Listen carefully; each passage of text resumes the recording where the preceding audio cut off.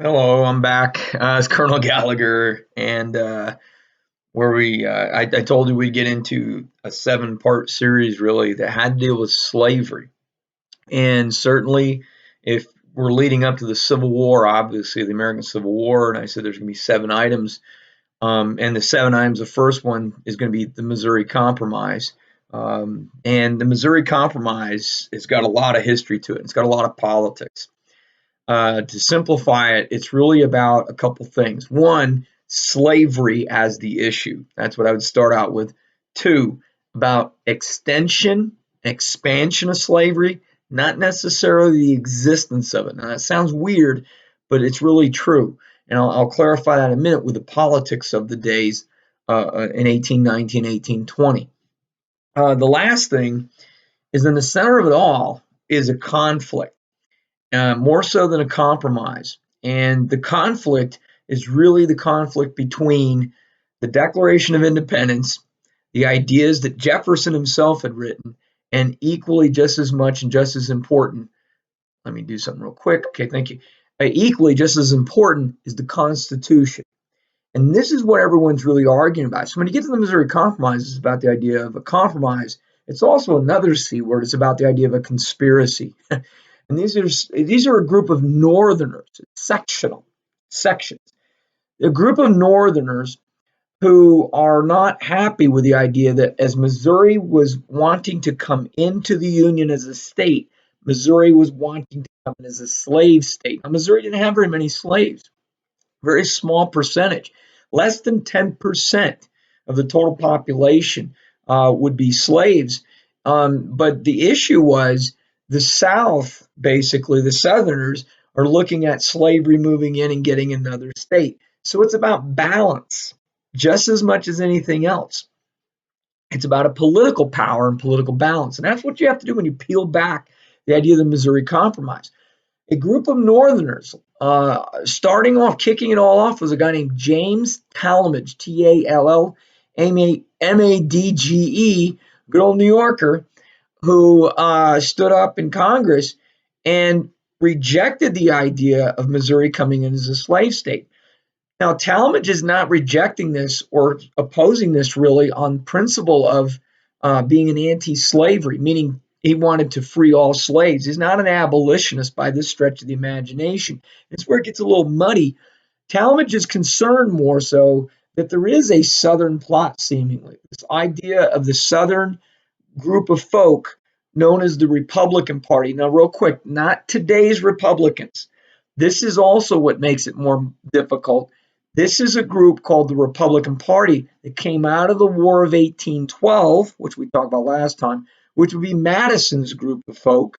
The Republican Party was a national party.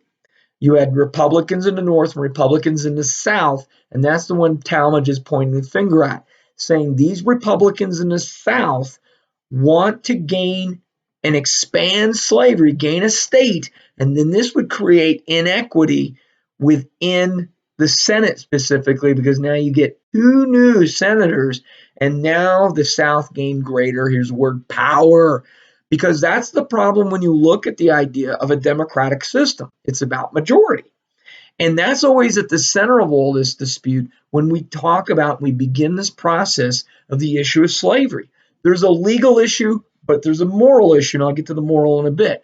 But Talmadge's big concern, as well as a group of other Northerners, okay, is about the idea of the expansion of slavery will now create this imbalance. Now, why do I keep saying Northerners and the idea is sectional?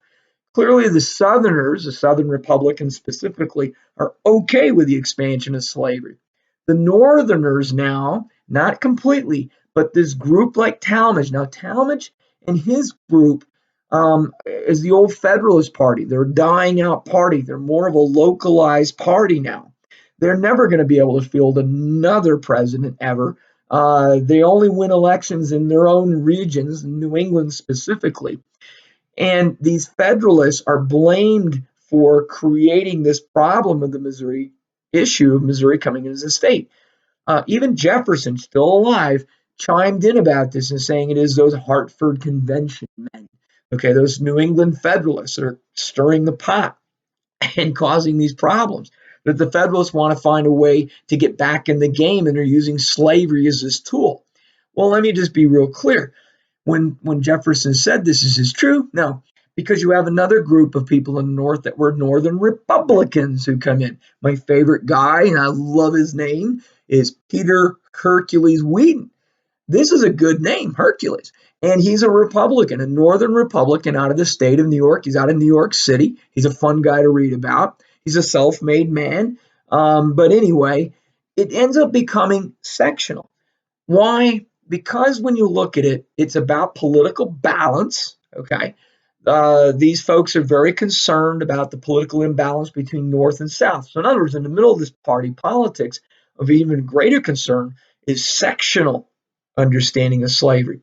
The northern states, following the American Revolution, began a process of, here's the key idea too, is gradual emancipation.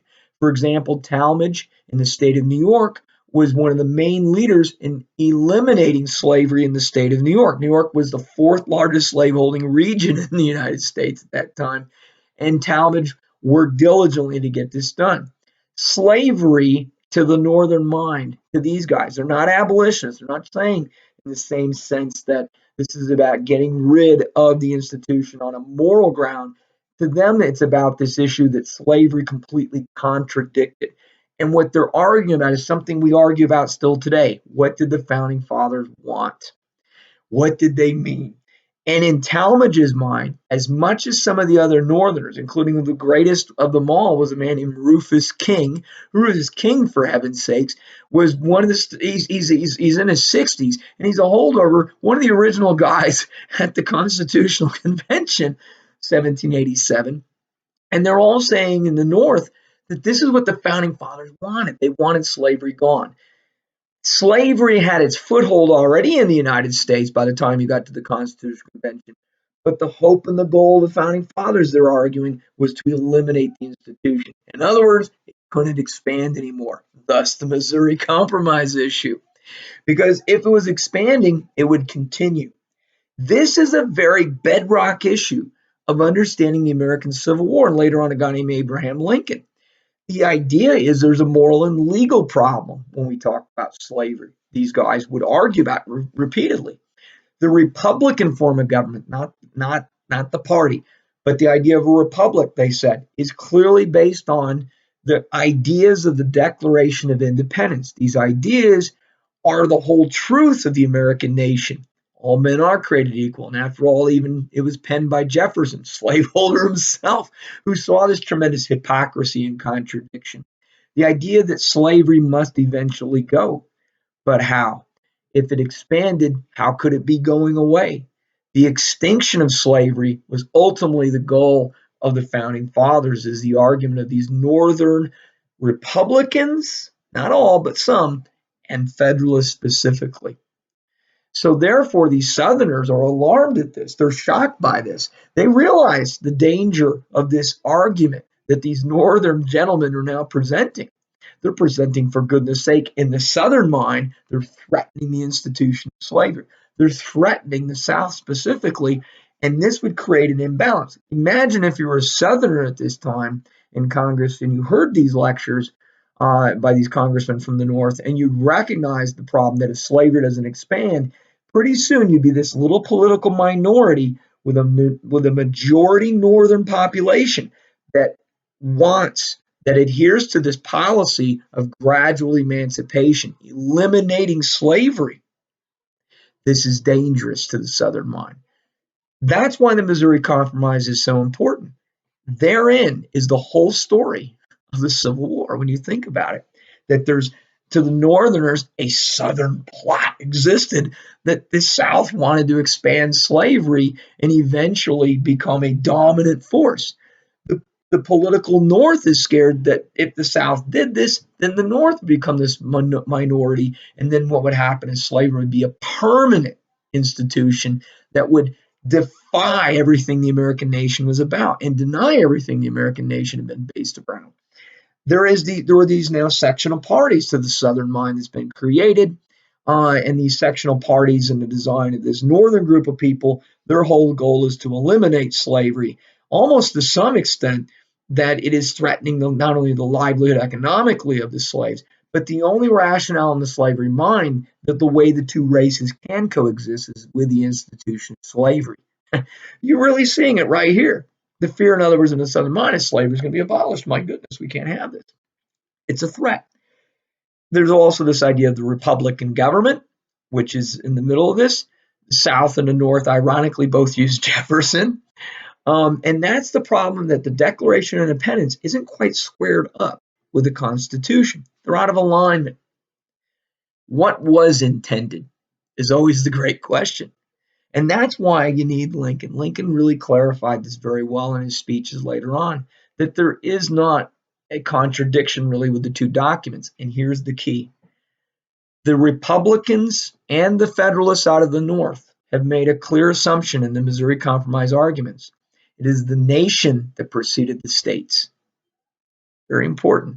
The singular word nation, not a multiple, a singular nation. Lincoln will allude to the word nation 5 times in the Gettysburg Address, pulling it from these periods of times, the 1820s and 1830s.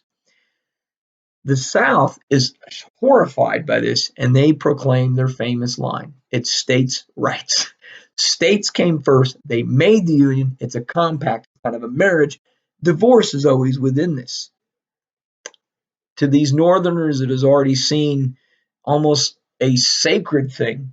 The nation, the Union, is indestructible, permanent. Because if the Union could be destroyed, if the nation could be torn apart, it would prove that the government, based in 1776 and created in this nation to allow for a democratic society with the powers vested in the people, would fail. And the United States would no longer be there. The American nation would devolve into something similar to a Europe, a group of states. It's in the Missouri Compromise that you see the beginning of this step-by-step gradual process. Lincoln, when you talk about the problems of the Declaration of Independence and the Constitution, was very clear about this. He had a wonderful line, and he mentioned this idea that there was this picture of silver and this apple of gold. And he said it was not the idea that the picture was made for the apple, but the apple was made for the picture. Now, to clarify, the picture of silver is the Constitution, but the apple of gold was the Declaration of Independence. The two didn't have a disjoint. They did go together, Lincoln argued. And so we came back to the idea that the nation was not meant to have slavery in perpetuity forever. House divided cannot stand. And it was just as well eloquently stated in the Missouri Compromise speech. I highly suggest you look into some of the speeches because they symbolize, but more importantly, they exemplify what the nation's about. The American nation is not about a nation of race. It is not about a nation of these subservient inferior and superiors. It's ridiculous. It is a nation based upon the ideas that these men believed in that period of time, equally, that they believed that the founding fathers had in mind. A nation that is based on the ideas of equality. Now, when we talk about equality, what do we mean? Social equality. I have the same rights as you, you have the same rights as I do, regardless of skin color, regardless of social standing. Political equality. My vote, your vote, we're all going to vote. Awesome. Political equality. Economic equality is a little different. I earn my keep by the sweat of my brow, and it is mine. Talents. Pursuit of happiness. Why can you and how can you deny people this? To do that is deny your own rights, is to deny your own way. Lincoln found it absurd when someone talked about slavery. He said, I believe that if somebody is for slavery, they should have it tried on themselves. It's a great line and so true. So the next time we're going to look at is we'll progress westward. If you notice this expansion westward, and the dilemma is, can slavery move? The issue is not existence necessarily of slavery, although you can argue with me it is technically, but it is how slavery is removed gradually. Okay. The Civil War, ironically, will answer that, won't it now? The very irony to me, and we'll get to it, is that one person, William Seward, said if the South would have just remained in the Union, they could have kept slavery. By seceding, they had sealed their fate. I thought that's a great line. Be careful what you wish for.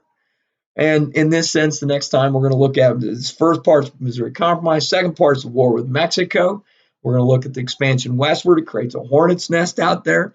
Once the areas of Mexico are conquered, the Mexican cession, ironically, where I'm at right now in the state of New Mexico, the issue of can slavery expand, and what we're going to do is undo the Missouri Compromise, the very thing they compromised so heartily for by 1820-21. By the way, the compromise, to give this to you, if you're looking at this for history and you don't want to look in the textbook, is the balance was simple. Missouri came in as a slave state, Maine came in as a free state, and there's your balance. But how much longer could you continue this? The war with Mexico would prove you can't continue this, as well as the next thing.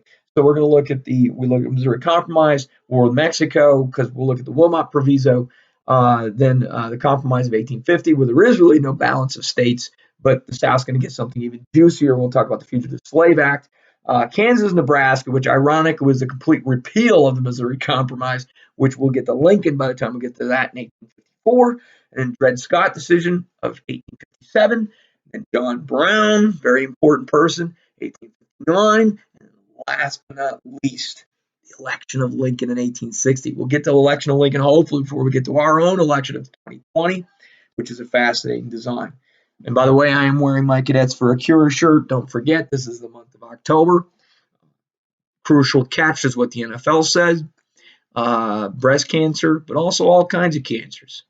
Make sure you get checked. Make sure you stay healthy, and, especially in the COVID environment.